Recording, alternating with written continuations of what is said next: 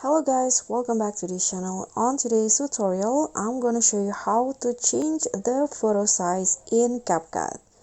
So here I've already added a photo to CapCut, and to change the size or the ratio of this photo, what you need to do is just click on the photo, go to edit, and here click on crop, and then choose the size that you want. So for example, I'm going to change the photo into square. Click on the 1:1 ratio here and adjust the position.